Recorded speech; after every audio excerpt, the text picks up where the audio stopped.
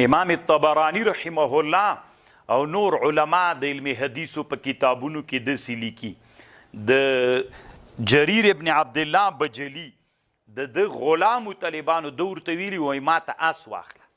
دا غلام یې تللی په 300 درهمو باندې اس ورته اخیستی و چې رایې وسته وایي دا دې په څو واخیسته وایي دا په 300 وایي نه دا خو ډېر ښه اس ته که نه ولې دې ارزان اخیستی وایي چا نه دې اخیستی وایي پلانکي نه پلانکي ته ورغی طالبانو کله چې ورغی هغه ته یې ویلې وایي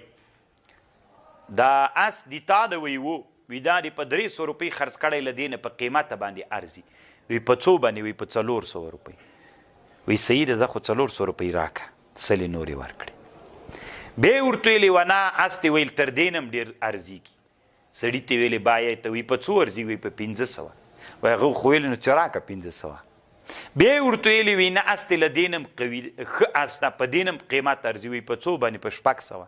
اخر 200 طالبانو 800 روپۍ باندې اس تر واخیست او جریر ابن عبدالله بجلی ورته ویلې د بایع ته یې ویلې وی ځکه مې دا کار وکړه اس د ډېر قیمته په 800 روپۍ د اس ارزي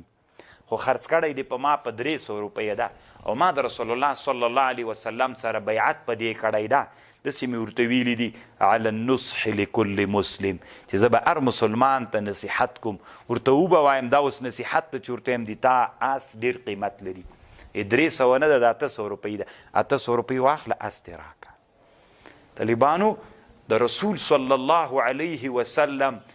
کومه فکریه چې وه د رسول صلی الله علیه وسلم کوم